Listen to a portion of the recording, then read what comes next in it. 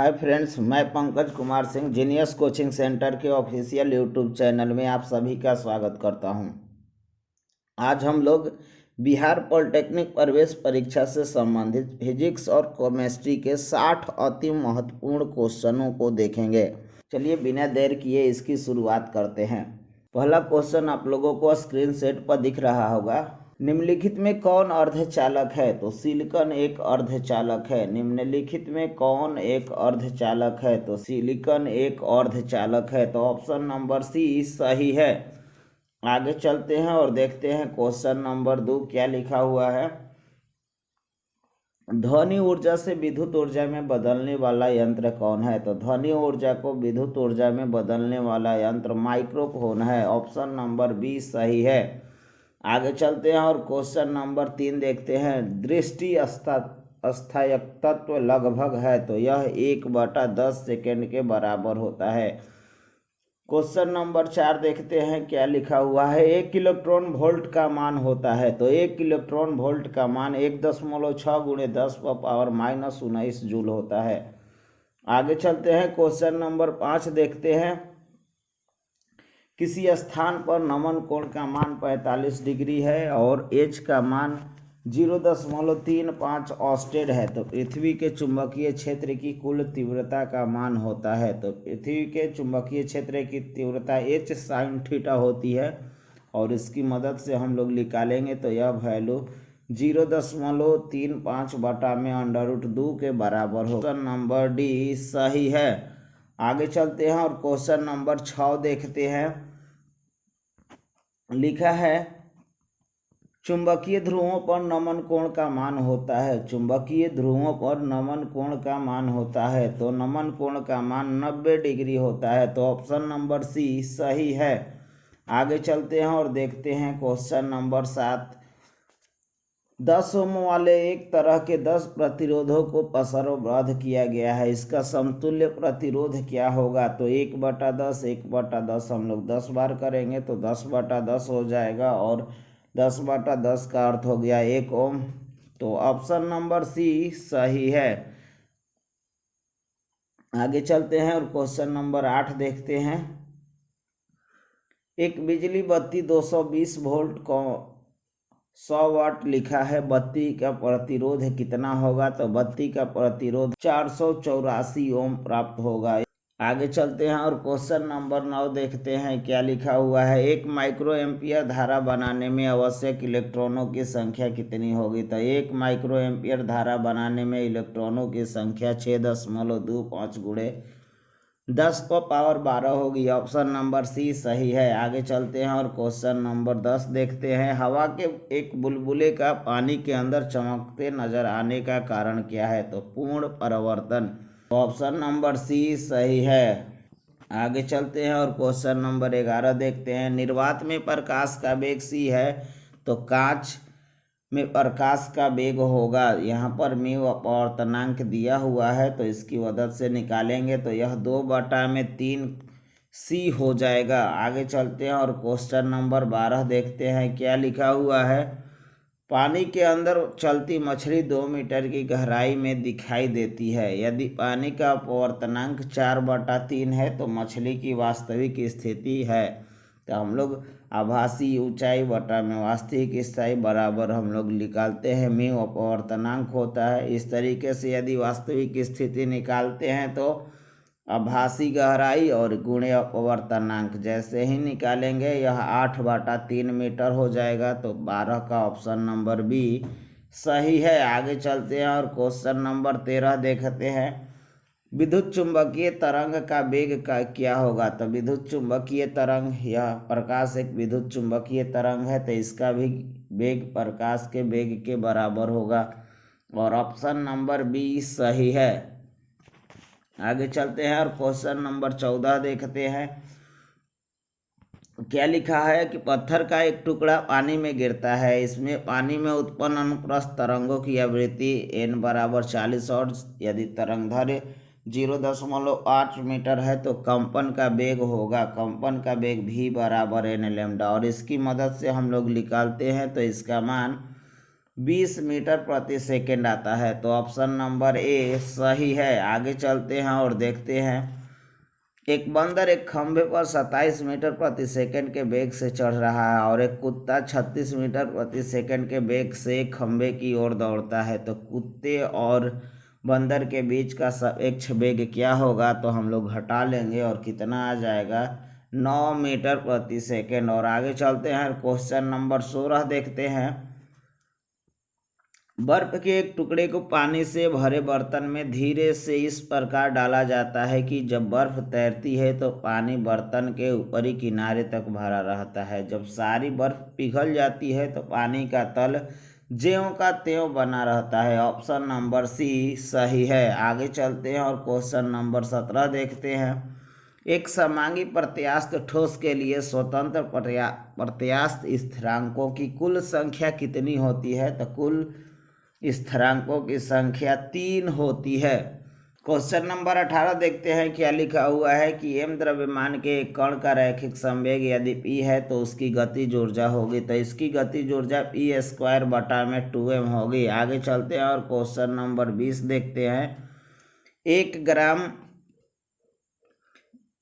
एवं 4 ग्राम के दो पिंड समान गतिज ऊर्जा से गतिशील है तो उनके वेग का अनुपात होगा। तो उनके वेग का अनुपात 1:2 होगा। तो 19 का ऑप्शन नंबर 20 सही है। चलते हैं क्वेश्चन नंबर 20 देखते हैं। क्या लिखा है? किसी पिंड का भार मापने के लिए किस यंत्र का प्रयोग किया जाता है? तो पिंड का भार मापने के लिए कमानीदार तुला का प्रयोग किया जाता है। तो 20 का ऑप्शन नंबर ए सही है। और क्वेश्चन नंबर 21 देखते हैं। पृथ्वी पर स्थित एक बिंदु से एक पिंड को ऊपर की ओर 1000 मीटर प्रति सेकंड के वेग से फेंका जाता है। लौटते समय उस पिंड का उसी बिंदु पर वेग क्या होगा? तो 1000 मीटर प्रति सेकंड ही होगा। तो ऑप्शन नंबर सी सही है। आगे चलते हैं और लिखा है 1 प्रकाश वर्ष का मान होता है। तो कोटि में दिया है तो 10 पर पावर 16 हो जाएगा। 10 पे पावर 16 मीटर हो जाएगा। आगे चलते हैं और क्वेश्चन नंबर 23 देखते हैं।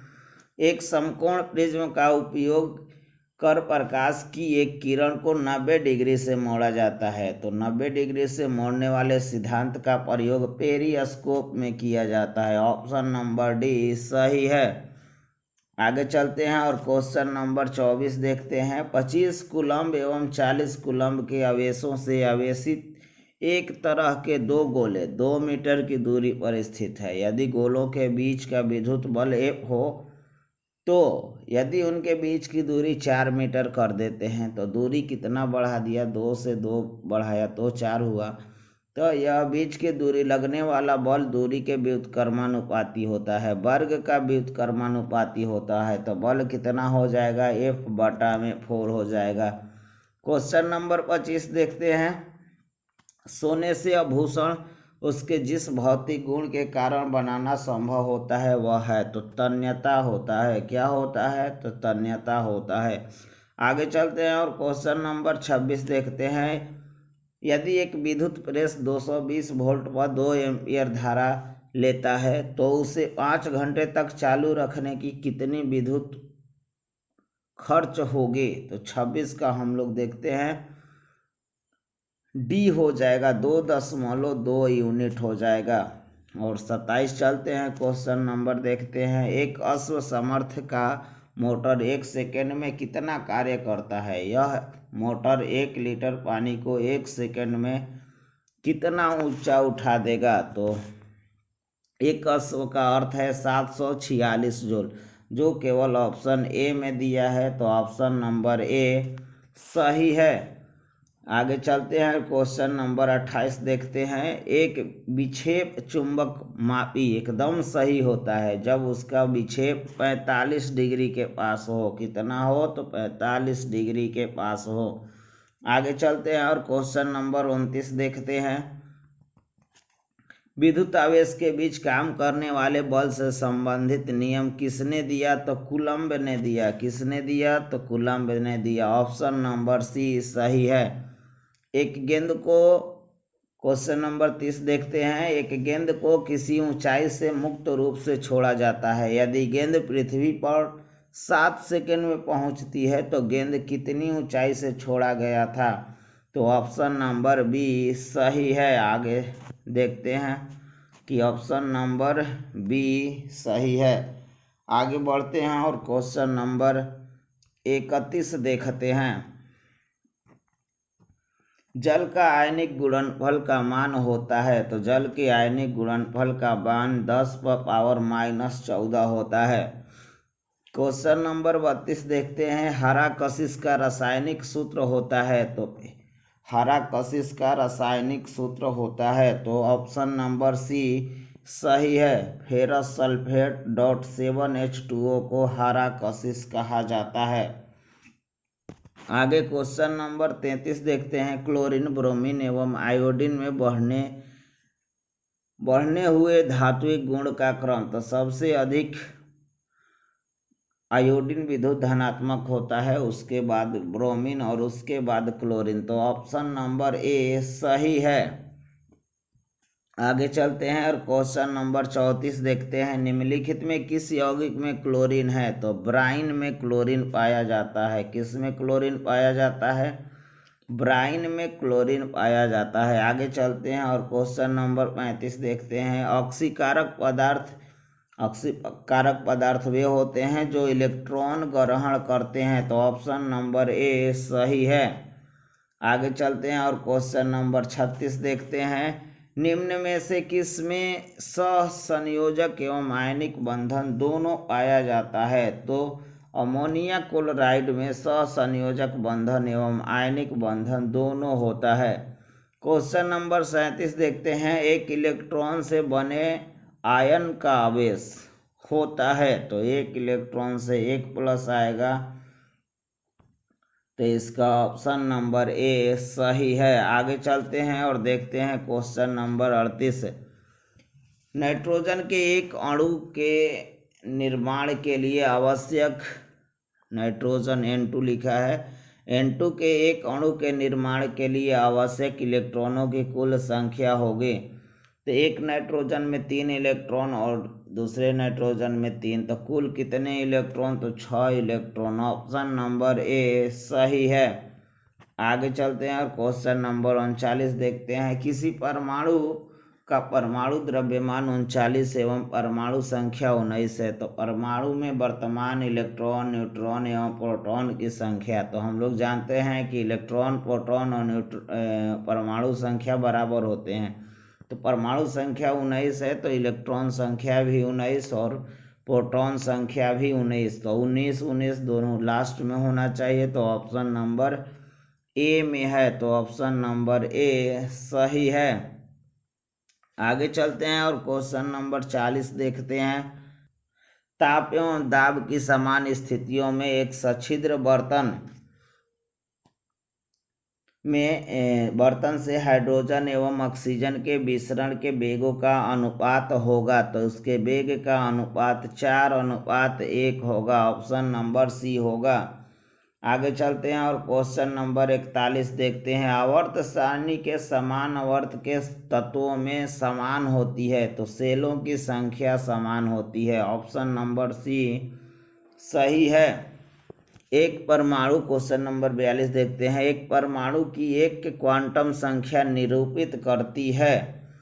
तो क्या निरूपित करती है? तो कक्ष का आकार निरूपित करती है। ऑप्शन नंबर ए सही है। आगे चलते हैं क्वेश्चन नंबर 43 देखते हैं। 1 मोल सिल्वर में परमाणुओं की कुल संख्या। तो 6.023 × 10⁻23।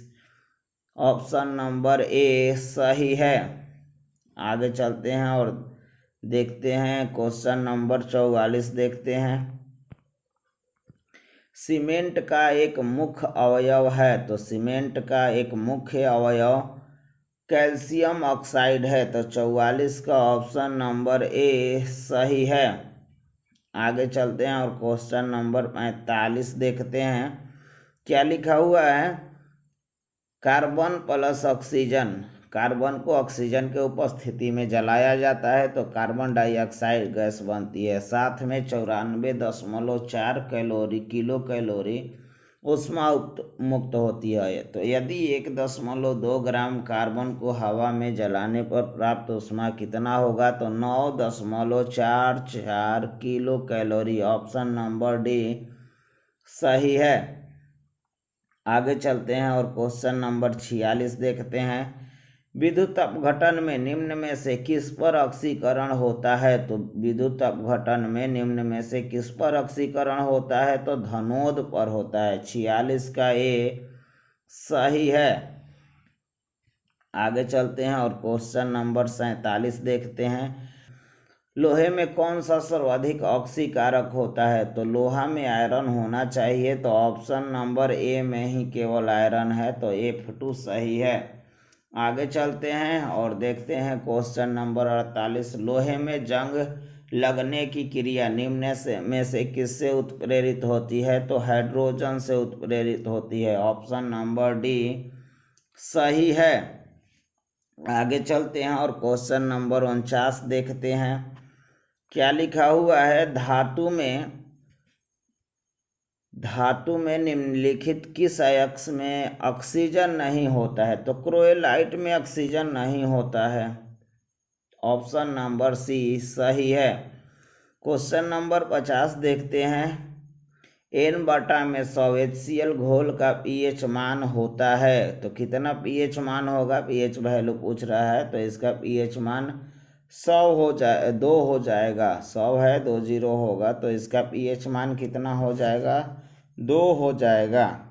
क्वेश्चन नंबर 51 देखते हैं। 10 ग्राम कैल्शियम कार्बोनेट को गर्म करने पर STP पर प्राप्त CO2 गैस का आयतन होगा। तो CO2 गैस का आयतन लगभग 2.24 लीटर प्राप्त होगा। आगे चलते हैं और क्वेश्चन नंबर 52 देखते हैं। निम्न में से कौन शुष्क बर्फ है? तो कार्बन डाइऑक्साइड एक शुष्क बर्फ है। ऑप्शन नंबर बी सही है। आगे चलते हैं और क्वेश्चन नंबर 53 देखते हैं। कार्बन परमाणुओं के बीच त्रिबंधन रखने वाले हाइड्रोकार्बन को एल्काइन कहा जाता है। ऑप्शन नंबर सी सही है। आगे चलते हैं और क्वेश्चन नंबर 54 देखते हैं। सजातीय श्रेणी के सदस्य हैं, तो सजातीय श्रेणी के सदस्य मीथेन और एथेन हैं। आगे चलते हैं और क्वेश्चन नंबर 55 देखते हैं। आवर्त सारणी में चतुर्थ आवर्त में तत्वों की संख्या होती है, तो चतुर्थ आवर्त में तत्वों की संख्या 18 होती है। आगे चलते हैं और क्वेश्चन नंबर 56 देखते हैं। मेथेन अणु में कार्बन परमाणु के चारों ओर हाइड्रोजन परमाणुओं की व्यवस्था चतुष्फलकीय होती है। ऑप्शन नंबर ए सही है। आगे चलते हैं और क्वेश्चन नंबर 57 देखते हैं। किसी तत्व के एम सेल में 2 इलेक्ट्रॉन है, तो इस तत्व की परमाणु संख्या कितनी होगी? तो 12 होगी। ऑप्शन नंबर डी सही है। क्वेश्चन नंबर 58 देखते हैं। कोलाइड का एक उदाहरण है, तो गोंद एक कोलाइड का उदाहरण होता है, तो 58 का डी सही है। आगे चलते हैं और क्वेश्चन नंबर 59 देखते हैं। कार्बन मुख्यतः किस प्रकार के यौगिकों की रचना करता है? तो यह सहसंयोजक यौगिक की रचना करता है। ऑप्शन नंबर बी सही है। क्वेश्चन नंबर 60 देखते हैं। 200 मिलीलीटर विलयन में 6.84 ग्राम सुक्रोज अणुभार दिया हुआ है, विद्यमान है। इस विलयन की मोलरता कितनी होगी? तो इस विलयन की मोलरता 0.1 मोल होगी। आप सभी जितने भी इस सेट्स में न्यूमेरिकल आए हैं आप नोट कर लें